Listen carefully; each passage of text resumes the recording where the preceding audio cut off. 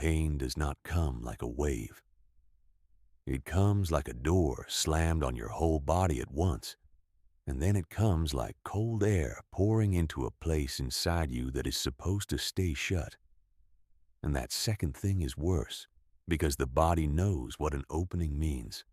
She was face down in the snow before she understood she had been struck, and the snow was the only cold thing about her, because everything along her right shoulder and down her arm had gone to a wet, blooming heat that had no business being outside her skin. There was a smell over everything, rank and huge and animal, a smell like a wet dog the size of a wagon, and a sound behind it like a millstone breathing. She got one knee under herself. She did not decide to. Some animal part of her, older than thought, had already decided she was not going to lie still and let it have the rest of her. She did not know yet that the thing standing over her was a grizzly bear, 9 feet tall on its hind legs, or that it had already opened her to the bone, or that there was not another living soul within 4 miles to hear what it meant to do next.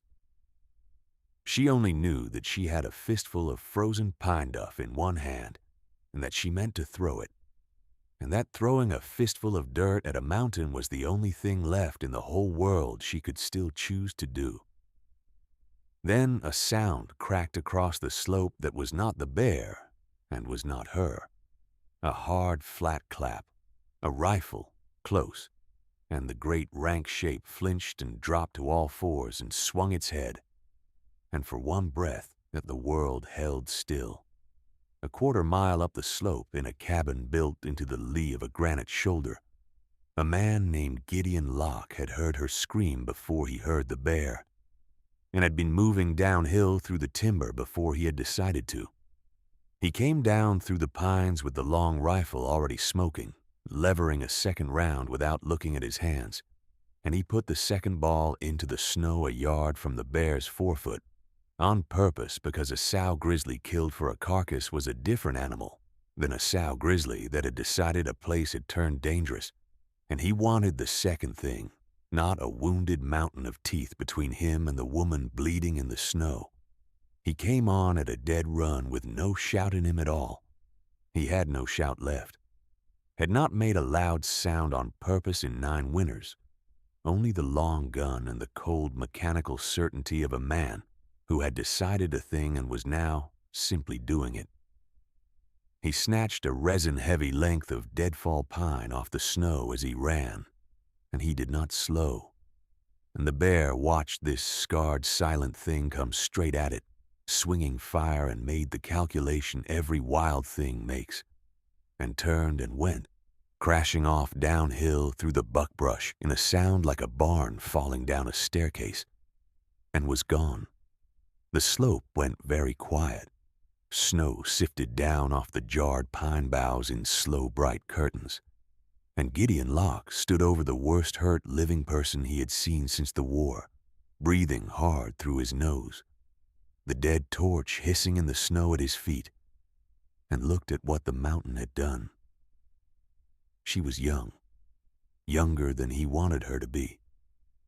She had auburn hair come loose and dark with melt and blood, and a face gone the gray-white of tallow, freckles standing out on it like flung pepper, and gray-blue eyes that found his face above her and did not close. He had braced in the half-second of crossing the last of the snow for the wild, scrabbling terror of a hurt thing waking to a stranger's shadow. What he got instead was a long, level, measuring look, a look that took his measure and the measure of the whole murdering world at once. And then her cracked lips moved, and the first thing she ever said to him was not help, and was not God, and was not thank you. "Is it gone?" she said. It was not quite a question. She had already decided to live long enough to know. He did not speak. He had not made a word with his mouth in so long that the machinery of it had rusted shut, and there was no time to find the key. He nodded once, hard, so she would have it plain, and then he was down on his knees in the red snow with his hands already working, because the shoulder was laid open in 3 long furrows from the top of the joint to the middle of her back, and she was losing herself into the snow faster than the cold could close it. He had seen men go out from less in mud at a railhead in Tennessee at 19, a life running out between his fingers and him unable to hold it in, and that failure had ridden him for 20 years. He did not intend to kneel in this snow and fail the same way twice. He stripped off his elk hide coat and then his own faded red wool shirt in the freezing air without a wasted motion, balled the wool and pressed it hard into the worst of the furrows and leaned his whole weight on it. And the woman in the snow made one sound, one low, bitten-off animal sound, swallowed at the root, and then breathed through her teeth in long sawing pulls and didn't make another. She watched him the whole time, as if she meant to learn it. "You hold that," he wanted to say and could not. So he took her good left hand and clamped it down over the wadded wool where his own had been, and pressed her fingers shut around it, and met her eyes and held them, and she understood. She pressed. Her hand was small and ink-stained at the fingertips, and it shook, and it did not let go. He bound the shoulder where he knelt, fast and hard, with strips cut from her torn underskirt and the sleeves of his own shirt, talking the whole time in the low, steady voice that lived only in his head. "I have you. You keep breathing. You do not get to quit on this snow." And not one word of it reached the air. He got his coat onto her instead of him, threaded her ruined right arm through it, slow and straight, and lifted her up out of the bloodied snow against his bare chest, and she was lighter than a grown woman had any right to be, light in a way that told its own long story of going without, and her head went into the hollow of his scarred throat and stayed there, and he felt her breath on his skin, fast and shallow and alive. His dog had come down the slope behind him and stood now in the churned snow with its hackles up and its pale eyes pointed downhill where the bear had gone, a big, rangy, gray and black animal Gideon had raised from a pup and never once had to teach to be quiet. He was the only company Gideon had kept in 9 years, and Gideon had named him for the man who had pulled Gideon himself out of the Tennessee mud half a lifetime ago, Shad, though there was no one alive who had ever heard him say it. "Come on," Gideon told the dog, with his hand and a tilt of his head, and started the long climb back up to the only warm room he owned with a dying stranger in his arms. It was the hardest quarter-mile he had walked in 9 winters, uphill in deep snow with the light failing, and a person's whole weight gone slack against him, and he did it without stopping, because he had looked at her in the snow and discovered there was no longer any choice left in him at all. Snow began again before he reached the door, fine and dry and steady, the kind that did not mean a squall but meant the season, the long one, settling in to stay. He shouldered the cabin door open into firelight and the close, warm dark and laid her down on the low bunk by the hearth, and Shad came in behind and put himself down across the threshold with his nose toward the door, and Gideon began, in the order they had to be done, to do the things that had to be done. He built the fire higher than he had let it burn in years. He got water heating. He cut the ruined dress away from the shoulder with a knife honed thin as a whisper, bearing the wound to the firelight, and he cleaned it the slow, brutal way it had to be cleaned, with hot water and a rag, and then with the clear corn spirit he kept for exactly nothing else.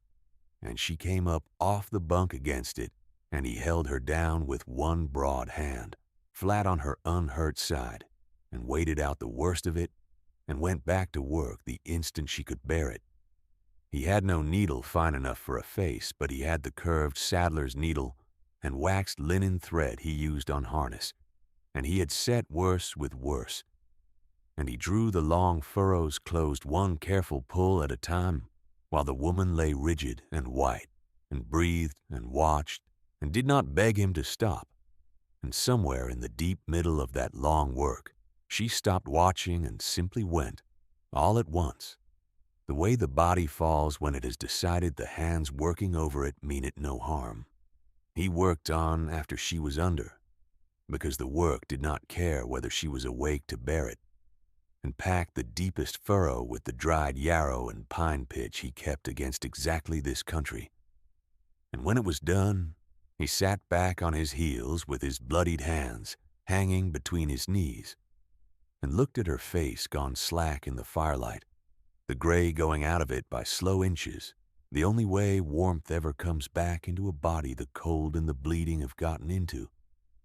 And he watched a little color rise under the freckles like a coal taking light, and he let out a breath he felt like he had been holding for 9 years. I want to stop on this picture for a moment. A silent man on his knees by a fire, sewing a stranger back together with harness thread, because there was no one else on the whole mountain to do it. Because it is the entire reason this channel exists.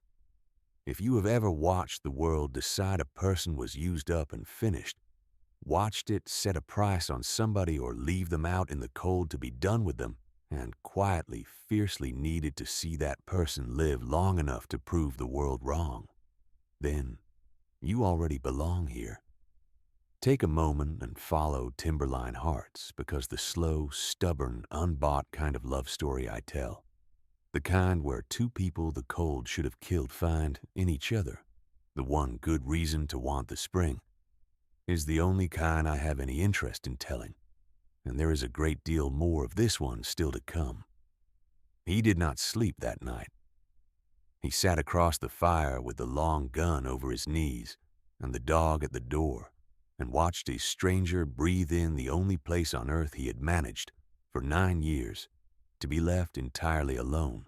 When she woke, the first thing Tamsin Reedy did was lie perfectly still and take an accounting, because waking up alive was not a thing she had planned for, and she had learned a long time ago that the wrong move in the wrong room could cost a woman more than the cold ever would. There was a fire, and the smell of wood smoke and tallow and hot iron and wet dog. There was a low roof of split logs close overhead, and a deep, sick, grinding fire all down her right shoulder, where something had been packed and sewn and bound. And there was a man the size of the doorway, sitting against the far wall with a rifle across his knees, and his eyes on her, eyes a pale, weathered gray, with a thick rope of scar running down out of his beard, along the side of his throat, as if a length of red-hot wire had once been drawn down it. Slow. She did not scream. She had been past screaming for a long time. "Where?" she said in a rasp she did not know as her own. He did not answer. She had asked harder men, harder questions in worse rooms, and the not answering frightened her more than a bark would have. "Are you going to make me ask it twice?" she said, and her good hand had already crept under the blanket toward nothing at all, because she had no knife, and they had taken even that. He saw the hand move. Something crossed his scarred face that was not anger, something closer to a tired old recognition, as if he knew exactly what that hand was reaching for, and exactly why. Slowly, so she could watch him do it, he set the rifle down flat on the floor and pushed it away from himself with 2 fingers until it was nearer her bunk than his wall. Then he picked up a flat shingle of pine and a stub of lead and wrote on it and turned it so she could see, and the letters were square and careful and slow. The hand of a man who had once been schooled and had not made a word in a long time. "My cabin," it said. "High Pass. The bear is gone. You are safe here." She read it twice. "You can't talk," she said. It was not unkind. It was an accounting, like the rest. He looked at her a moment and then turned the shingle over and wrote again, slower. "Not for a while now," the letters said, and he left it at that and did not explain it. and hung the shingle back on its nail by the hearth, as if the conversation were a thing that could be set down and picked up later. That was how the first days went. Care delivered through the small machinery of the hours, the only language either of them had ever learned to trust. He could not tell her she was safe, so he did it with the rifle on her side of the room. He could not ask if she hurt, so he watched her face when he changed the dressing and stopped the instant her jaw went tight. He worked out that she could not sleep with her back to the door, and without a word, turned the bunk so the door was always in her sight. He left a tin cup of broth, rich with the morning's meat, on the stool within reach of her good hand, and not 1 inch closer, so she would never have to suffer him holding it to her mouth, so she could take it or leave it as a free thing. Then he went back to his work and didn't watch her drink it. She drank it because she was not a fool, and because some stubborn animal part of her had decided down in that bloody snow that she would live out of pure spite, and a body cannot spite the world on an empty stomach. And she filed away the small mercy of not being looked at while she was weak with a suspicion that bordered on dread, because men who fed you wanted something, and men who looked away while you ate it wanted something worse, or wanted nothing at all. And she had no drawer in her whole life she could put a man who wanted nothing into. The storm came down out of the high passes on the third night, and it shut the country like a slammed door, and it did not let up for 8 days. 8 days is a long stretch to spend in one room with a stranger you do not trust, and they spent it the way 2 wary animals share a den, carving the small space into territories, learning each other's edges, neither once admitting that was what they were doing. He kept to the endless husbandry of a snowbound cabin, mending traps, oiling iron, splitting and stacking wood, scraping a marten hide pegged to the wall. Every motion done with the unhurried economy of a man who had done each 10,000 times alone and had stopped, long ago, needing anyone to see him do it. She kept to the bunk while the shoulder began, by furious inches, to knit.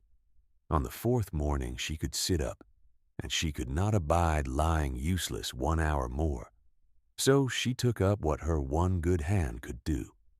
She was a bookbinder's daughter, raised over a bindery in a river town in Missouri, trained from a girl to sew the signatures of a book and tool gold leaf into a leather cover, and marble the end papers in a tray of floating color. A town trade not worth a tin nickel on a mountain, and the knowing of that was its own quiet grief.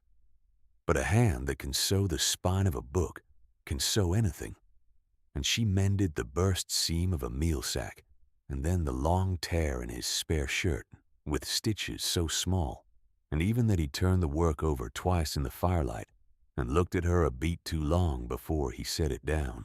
She first marked the watch on the 5th day.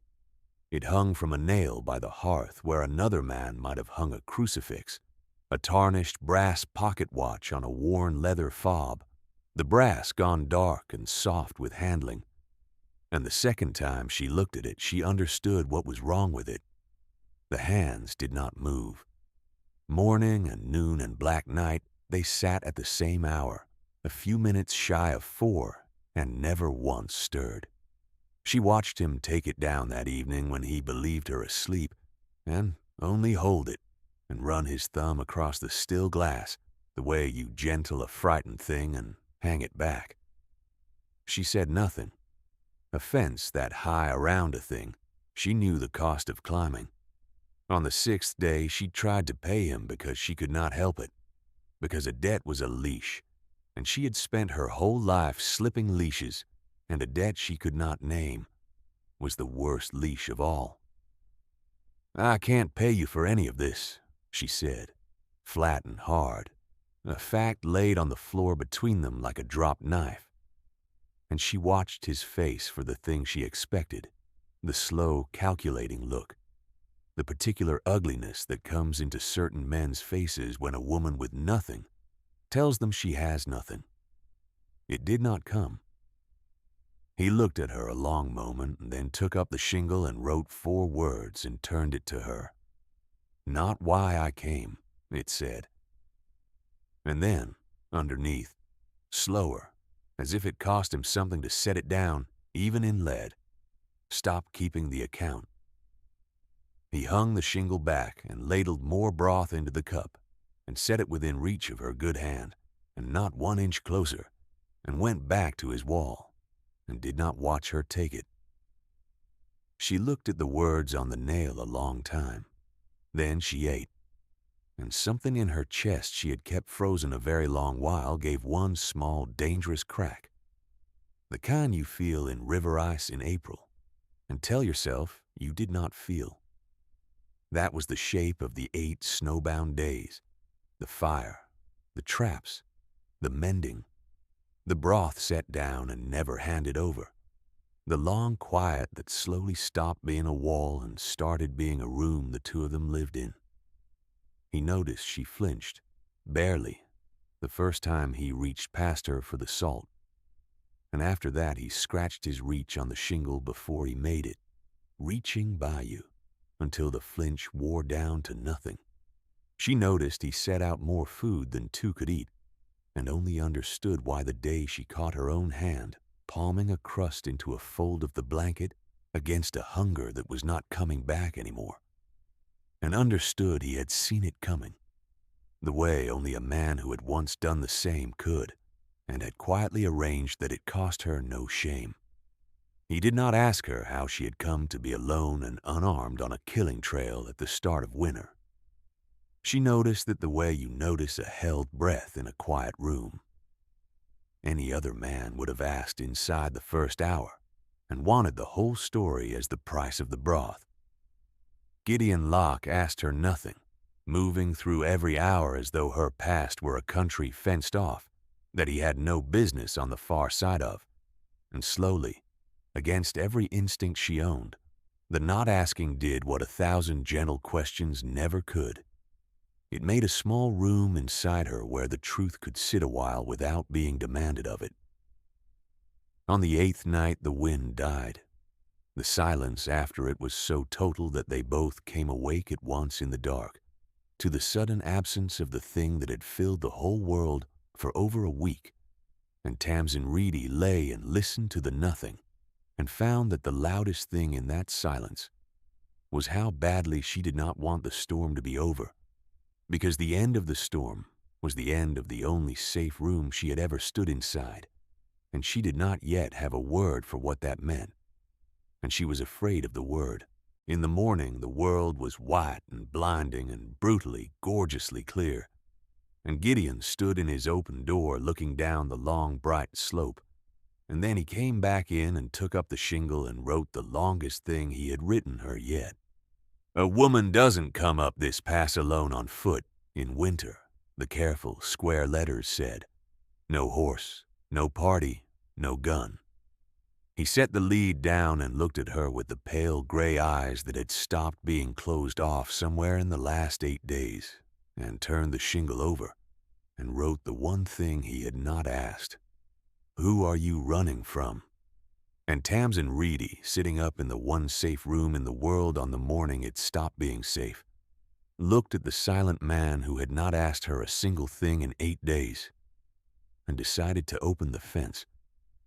If you've made it this far into Tamsin's story, hit subscribe, because what happens next is the part I've been waiting to tell you.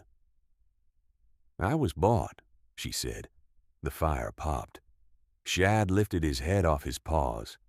"You want it plain, you'll get it plain," Tamsin said, and her voice did not shake because she had learned somewhere young that not saying a thing had never once made it less true. "There's a man down in the camp at the foot of this pass, Royce Sumner. He owns the freight station and the roadhouse, and the better part of the paper any poor soul in that camp ever signed. 8 months back, a broker in St. Louis put my name in a book of women who'd go west to marry, because my father died owing the bindery's lease, and the men he owed it to looked at me like the last thing left in the shop worth selling. Royce Sumner paid $55 in my passage for me, sight unseen, the way you'd pay for a mare you hadn't laid eyes on. There's a contract. My name's on it. His name's on it. And in that camp, his name on a paper is the same thing as the law. Gideon Locke had gone very still against his wall, the way he went still when something living came near, that he had not let near in years. I knew none of that till the wagon, Tamsin went on lower. I thought, God help me, I thought a husband, a roof, a chance to be something other than a debt somebody's children couldn't wait to be rid of. He sent a teamster up to bring me the last leg, a man named Pyle, and the second night, at the camp on the lower switchback, with the fire down and Pyle thinking I was asleep. She stopped. Her good hand had closed slowly into a fist on the gray blanket. He came across the fire at me. Said his employer wouldn't quibble over a little wear on the goods, seeing as the goods were bought and paid for either way. I had my mother's bookbinding knife in my boot. I cut his hand to the bone with it, and I went out of that camp into the dark on my own 2 feet, because I would sooner take my chances with the whole Black Mountain than be a thing 2 men pass back and forth across a fire. She looked at the scarred man across the room, steady. I don't know this country. I ran the wrong way, and I ran into the morning, and that bear found me on the high trail with no horse, and no party, and no gun. Exactly the way you said. The mountain very nearly finished the job Pyle started, and the only reason it didn't is you. For a long moment, the only sound was the fire and the wind starting up again off the high passes. Then Gideon took up the shingle, and Tamsin watched him write, and what she expected to see was the thing she always saw eventually, the slow arithmetic of a man working out that Royce Sumner was a bad enemy to make over a woman he'd dug out of the snow 8 days ago, the careful retreat dressed up as good sense. That was what every man came to in the end. She had a whole life of it behind her. He turned the shingle around. "Where is the knife now?" it said. She blinked. Gone. Dropped it in the dark. Why? He wiped it with his thumb and wrote again. "So I can get you a better one." And then, under it, the most words he had given her at one time. "He will come up here. Men like that always come to count what they think they own. When he does, you won't be out in the snow. You'll be in a house, with a door. And the door has somebody behind it now." It was the most that anyone had ever offered Tamsin Reedy, and it was offered the way he offered everything, without a sound, in lead on a pine shingle, a knife and a door, and a man to stand behind both. And she understood it for exactly what it was, and had to turn her face to the fire so he would not see what it did to her. She had not wept in the snow with her shoulder laid open, and she had not wept when she woke alive, and she was not going to start now over a kindness, except that she did. 2 silent tracks down a face that had forgotten how, while the stopped watch hung dark on its nail, and the silent man had the grace again to pretend he saw none of it. They did not come that week nor the next. The snow lay too deep in the pass, and Gideon knew it the way he knew his own hands. The cold settled in to do its long, patient work, and the 2 of them settled without ever deciding to, into the shape of a life. He gave her a knife on the 9th day, a good one, a skinning blade with a stag handle worn to fit a palm, and he did not make a ceremony of it. He set it on the stool with the broth, as if it were a second kind of food. She kept it on her from that hour, and the keeping of it changed something in how she held her own spine. And then, because a knife is only the smallest part of not being helpless, he began to teach her the rest. He taught her the cabin first. where the second cache of powder sat behind a loose stone in the chimney, where the snowshoes hung, how the heavy bar dropped across the door, and how to drop it fast and one-handed. He did not write in case I am not here. He did not have to. He was teaching her to survive him, the way the country had once taught him to survive it, and they both knew it, and neither put it into words. And he taught her the rifle. The first morning she held the long gun like the foreign thing it was, her right arm still bound and weak, and he stood behind her in the bright snow and showed her with his hands, the breathing of it, the slow squeeze, the way you do not fight the kick but let it come. And her first shot went a full yard wide of the marten hide pegged to a far pine, and her shoulder screamed, and she set her jaw and worked the lever and tried again. By the fourth morning she could put a ball through the hide 3 times running, left-handed, her hurt arm doing only the steadying. The day she did it clean, he looked at the tight little group of holes, and then at her, and he did not need the shingle for what his face said, and she said, out loud to answer it, "My hands don't shake anymore." And something passed between them in the cold, bright air that had nothing to do with marksmanship at all. In the teaching, something went on thawing that the fire alone could never have reached. She learned the high country from his door. He had private names for all of it, the names a man gives a world he has lived in alone for 9 years and never once expected to say aloud. And now he gave them to her on the shingle, one at a time, like coins out of a long-hoarded purse. The widow pine, a lightning-split snag that had outlived everything around it. The place he called with the closest thing to humor she had yet seen in him, the bank, because a marten he'd been after 3 years denned there, and he had never once made a withdrawal. She laughed at that, a startled cracked sound she had not made in longer than she could remember, and caught him watching her with a half-mended trap forgotten in his hands, the way a man looks at the first warm day after a winter he was not sure he would live through.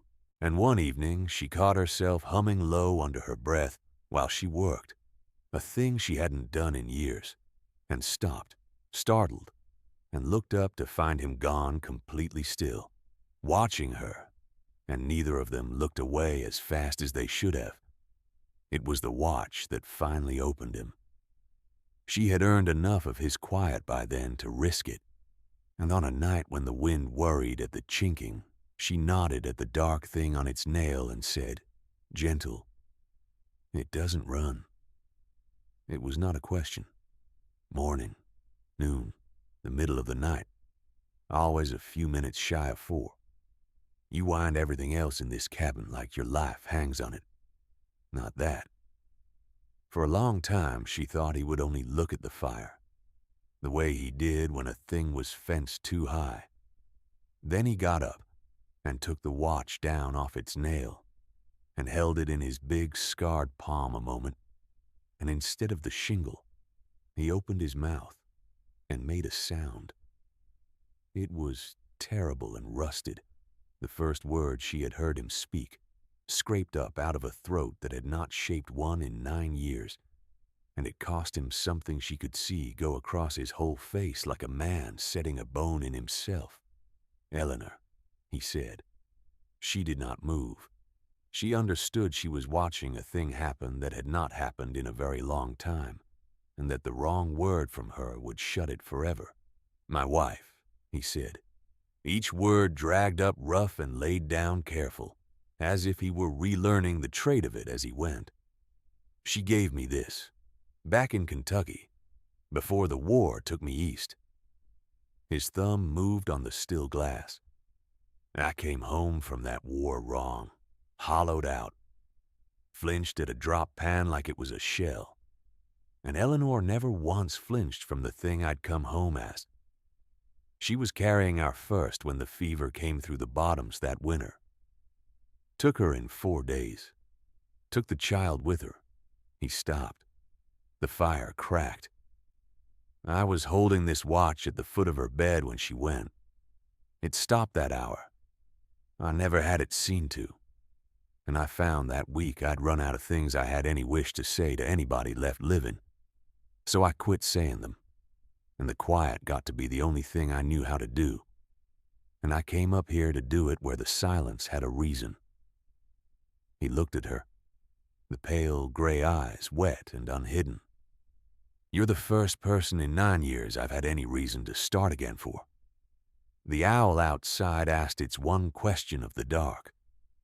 And Tamsin Reedy, who had spent her whole life certain that every kindness was the front half of a price, looked at the silent man holding the stopped clock of his own grief and speaking out loud for her sake alone, and understood that she was, against all sense, against every leash she had ever slipped, in love with the man the camp would have called the ghost of the high pass.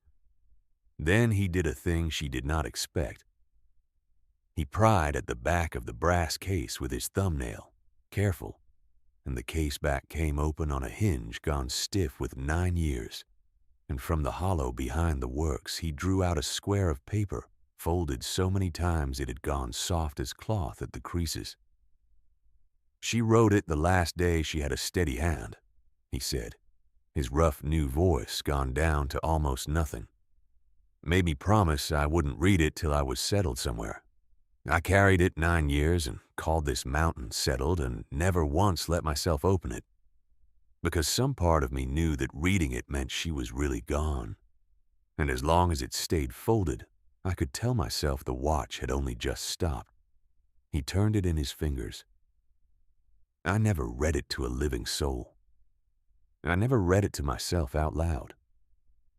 And then, because what was all the way his he would now choose to make partly hers, he unfolded it slow by the fire and read it to her. It was not long. A dying young woman's letter, the hand still neat with the effort of it, full of small things, the name of a horse, a joke about his mother's stubbornness, a worry over who would mend his coats.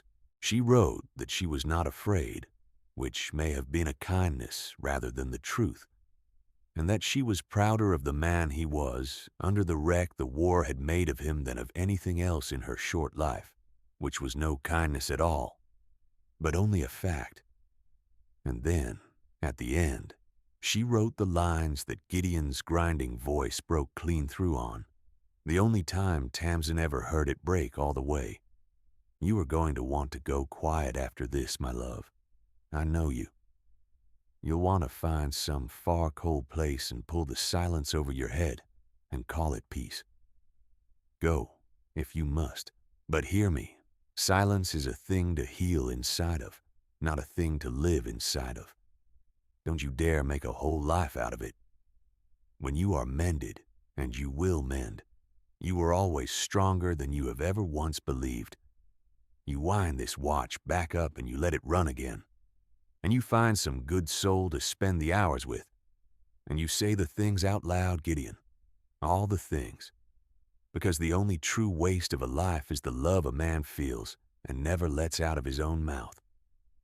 Promise me you won't go silent forever. Promise me you'll wind it up again for somebody. Gideon folded the letter along its soft old creases and sat a while with it, and the stopped watch together in his two big scarred hands. And Tamsin looked at the broken man across the fire, holding the last words of the wife who had loved him through the worst of him, and the space between them on the cabin floor was about 4 feet, and she had spent her whole life measuring the distance between herself and other people, and keeping it wide, because distance was safety and closeness was where they got their hands on you. She crossed the 4 feet. She did not say anything, because she had no words equal to it, and neither, for once, did he. And words had never been the true language between them anyway. She sat down beside him, her good shoulder against his arm, and felt him go still. That whole-body stillness she had learned meant something living was near him that he had not let near in 9 years, and she stayed, leaning into him until the stillness eased, and his arm came around her slow and careful, like a man handling a thing that might break or might bolt. And they sat that way in the firelight a long time, and did not say one word, and did not need to. It changed nothing on the surface and everything underneath. The days went on the same. The fire, the line, the mending, the rifle drill, the quiet. But the quiet had a new floor under it now, and his voice came back to it by inches. A word, and then a sentence. And then, some nights, the low, unhurried talk of a man making up for 9 silent years. She would wake from the old dream, the slammed door pane, the rank animal breath, the heat pouring out of her into the snow, and find him already awake across the room, his pale eyes steady on her, and breathe out slow and sleep again. They had a language older than words, made of wood smoke and broth and a coat laid over a bleeding body in the snow. And now they had the words too, and they spent both all that long, high country winter, while the brass watch hung on its nail and the pass stayed shut, and, down in the camp, a heavy-set man with a watch chain and a ledger waited for the snow to ease enough to ride up and collect what he was certain he owned. They came up the mountain the first day the pass opened. Shad gave the warning a full 10 minutes before they came in sight, lifting off the hearth with a low sound in his chest and fixing on the door. Gideon had time. He moved without hurry, which was its own kind of terrible to watch. A man who had done his fear years ago, in worse country than this, and had nothing left now but the work. He set Tamsin behind the loose chimney stone with the second rifle and a clear line on the door, and then he took the brass watch down off its nail and pressed it into her hand and closed her fingers over it. His voice, when it came, was low and sure, and entirely his own now. If it goes bad out there, you don't wait, and you don't come out shooting into more guns than you can count. You go out the back wall where the chinking's loose, take the snowshoes, and you go north over the saddle. 2 days down, there's a flathead camp will take in a hurt woman in winter, and you take this with you. He pressed the watch harder into her palm. Eleanor said find a good soul to wind it up again for. You're the one. So if I'm not the one you get to wind it for, you find another. You hear me, and you let the hours run. Don't you go quiet over me, the way I went quiet over her. Don't waste it. Tamsin looked down at the stopped watch in her fist, then up at the man who had just, after 9 years, found his whole voice, only to spend it telling her how to live without him. No, she said. Tamsin, no. Her voice did not shake. I have spent my whole life being put places by men who decided where I'd be. My father's creditors put me in a book.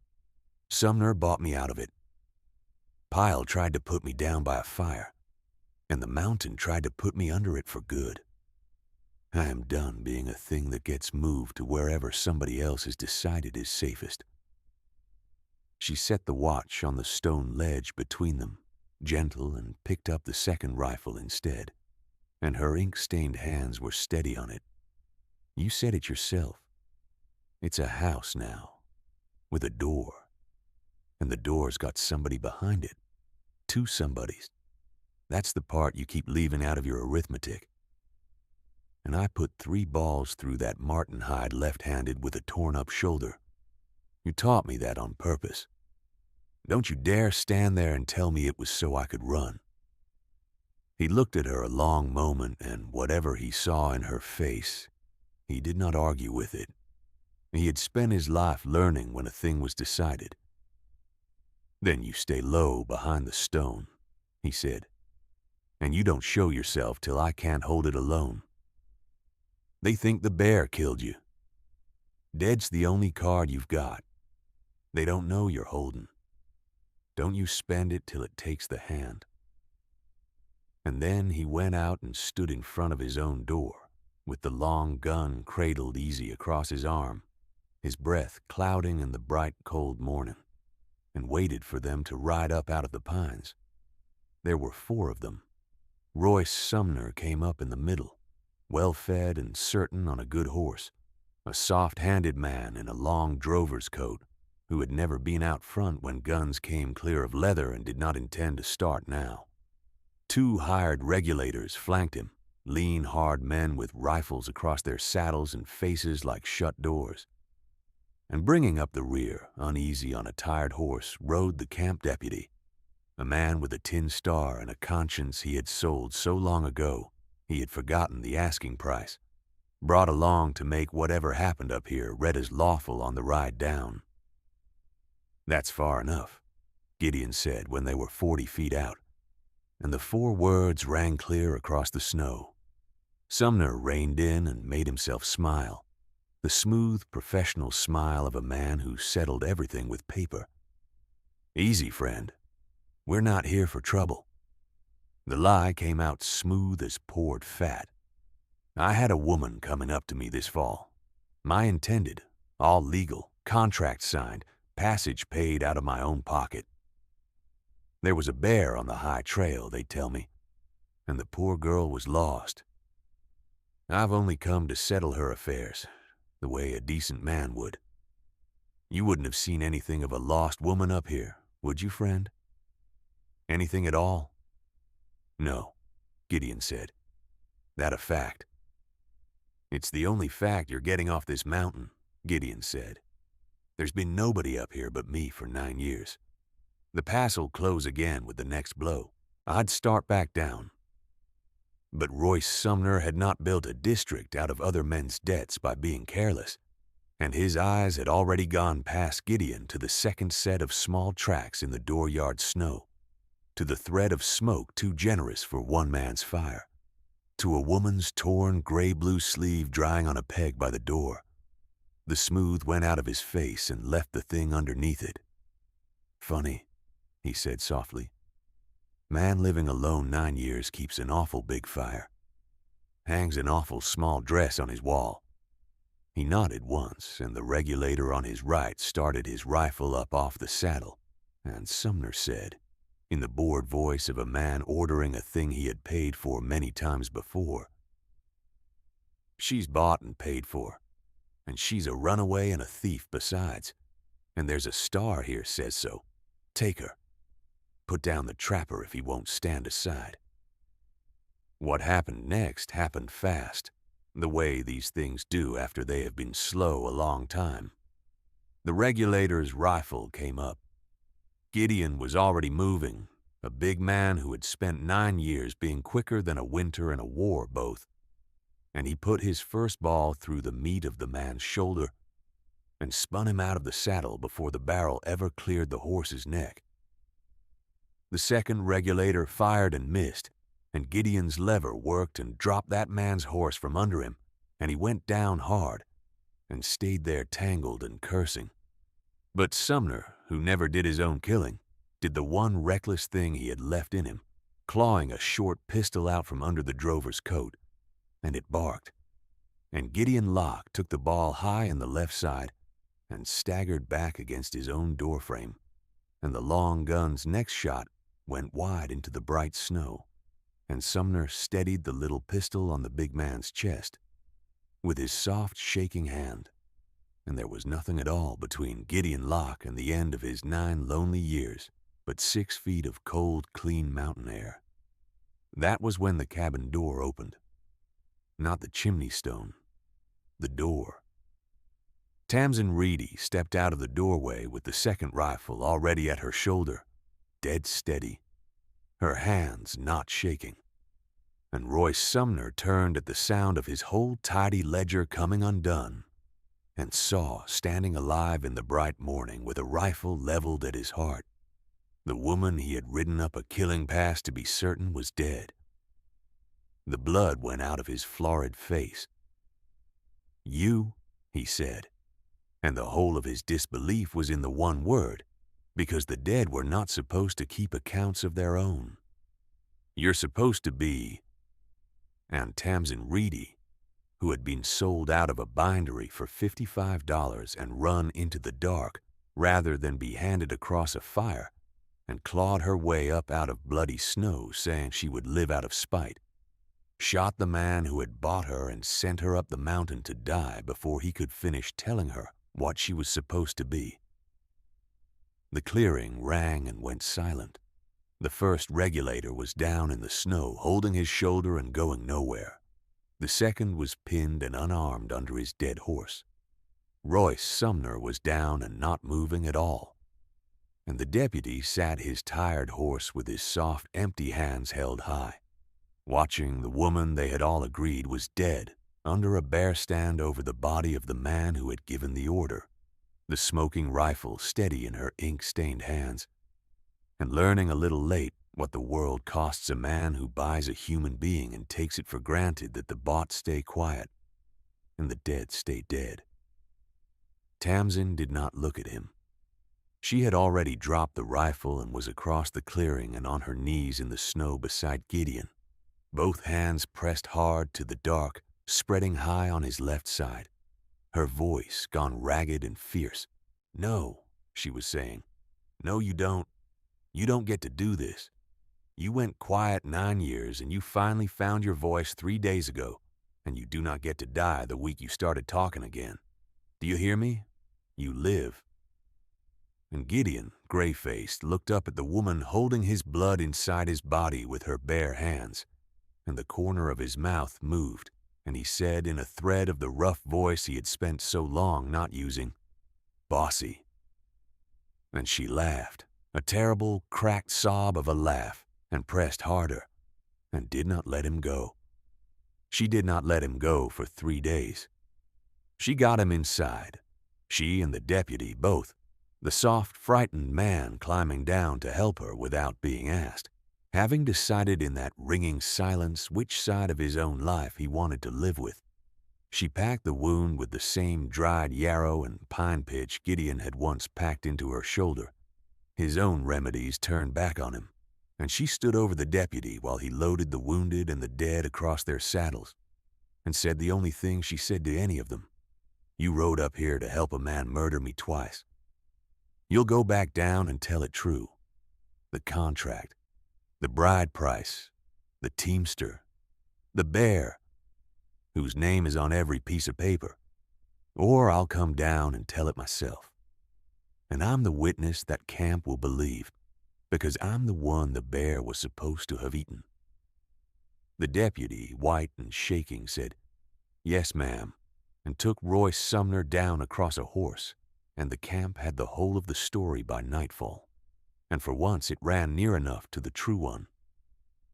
The fever came on the second night, the way it does for any man with a hole in him, and Gideon talked out of his head some, her name mostly, and once, clear as a struck bell, Eleanor's, and then her name again right after, as though some deep part of him were handing the watch carefully from one hand to the other. Tamsin sat over him both long nights and made him stay, by main force and spite, and a thing she finally had the word for, and said out loud, into his ear, over and over, so it would be the first thing he heard if he came back. On the third morning the fever broke, and the clear, weathered gray came back into his eyes and found her face hanging over his, and he said, "You're still here," like it was the most impossible of all impossible things, and she said, "Where would I go?" and meant it as the whole vow it was.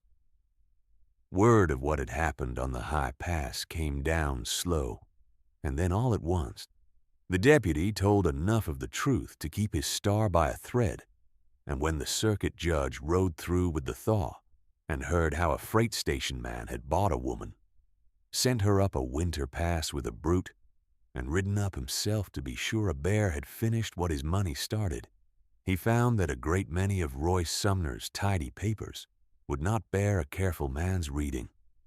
The marriage contract was so much kindling, and the bride price Sumner had paid into it died with him and was never collected from anyone.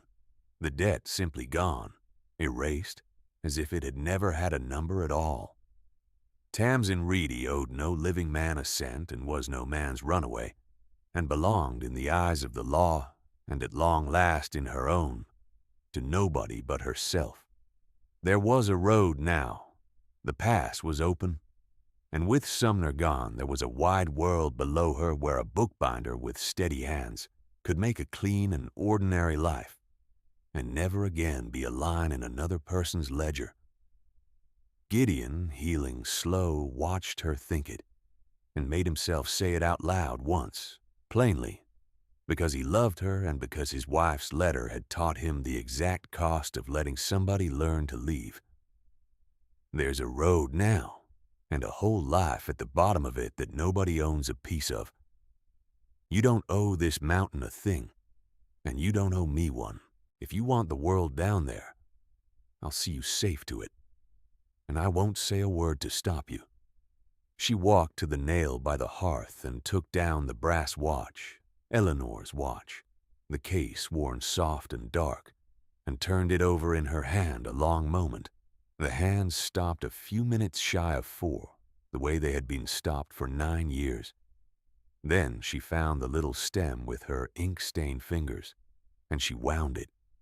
It resisted, stiff with 9 years of grief, and then it gave and caught. And from somewhere down in the old brass, there came a small dry sound, and then another, steady and even and patient, the sound of time starting up again. In a thing that had stopped the hour, a man's whole world ended. She set the hands to the morning light in the window and hung it back on its nail, ticking, alive, and she didn't pack a single thing. Eleanor told you to wind it up again for somebody, and to say the things out loud, and not to make a whole life out of the quiet, she said. She turned and looked at the man who had heard her screaming on a killing trail, and come down through the pines without a sound, and never once made the saving into a price. Well, it's running, and I'm the somebody. I'm not leaving the only home either of us ever chose just because the road's finally clear. I clawed up out of that snow saying I'd live out of spite. I'm not going to walk back down it now to live small and safe and alone. I'm staying. You'll have to get used to the noise. And Gideon Locke, who had sworn for 9 years to live and die silent on this mountain, looked at her standing in front of his fire with the watch ticking on the wall behind her, and did not write his answer on a shingle, and did not give a careful one. "All right," he said, rough and plain and full, his whole voice his own. And he said her name after it, out loud, just to spend it, and that was all. And it was a wedding vow in every way that ever mattered. They were not alone for long, which surprised them both. A mountain is a wide and lonely country, but it has always had its own scattered people, and they have a way of knowing one of their own. Della Frost came up the slope one green morning with seed potatoes and a wheel of cheese, a hard, kind widow who had buried 2 husbands of her own to the high country, set her load on the porch, looked Tamsin up and down, and said only, "You're the one shot the freight man. Good. He had it owed 3 ways over. You eatin' today." Old Mose Tilden, who had trapped the next mountain over 30 winters and was the only man Gideon ever called a peer, took to coming by with his pipe and a habit of mending whatever was broken before anyone could tell him not to. And the widow Sarah Vane brought a milk goat up the pass on a lead rope and a way of talking woman to woman that Tamsin had not known she was starving for. They did not come out of pity. They came because she had done a hard thing in a hard country and lived through it, which on a mountain is the only letter of introduction that ever mattered, each with a tool and a question and something warm to eat, until the woman sold for $55 and left for a bear became the quiet center of a small circle of people who had each survived their own winters and knew her for one of their own. The cabin on the high shoulder got a second room that summer, raised by a man who worked slow as his side healed, and a woman who worked beside him and would not be told to rest. And the camp slowly stopped calling the man on the mountain a ghost, because a man who comes down twice a season with his wife on his arm and a quiet word for everyone is just a neighbor, and the unkind names a place hangs on a lonely man have never once survived the sight of him laughing. On the nail by the hearth there hangs a brass pocket watch on a worn leather fob, ticking now, kept wound by two hands instead of going dark in one. It marked the last hour of a young woman in a Kentucky bottom a lifetime ago, and then it sat, stopped through a war and a long dying, and 9 winters of a promise a grieving man kept exactly backwards. And now, on autumn evenings when the light goes long and gold over the white peaks and Gideon is laid in off the trapline, Tamsin steps out onto the porch of the home they built with the running watch warm in her palm, and checks the hour against the falling sun, and knows to the minute when to start watching the tree line for the big scarred shape of him coming home. A man who learned at last that the silence was only ever meant to be the place he healed, and not the place he hid. The wild takes what it takes, and it asks no one's leave, and it sets no price, and keeps no ledger, and means nothing at all by any of it. But what you choose to carry up out of the dark it leaves behind, the one hand still moving in the bloody snow, the one stop clock you decide to wind again, that part was never the wild's to keep, and never any buyer's to own. That part is the only thing in this whole hard country that was ever truly yours. So here is what I'll leave you with, and I would honestly like to know what you think. Gideon Locke believed for 9 years that the safest thing a hurt person can do is go silent, climb up high, pull the quiet over their head, and call it peace.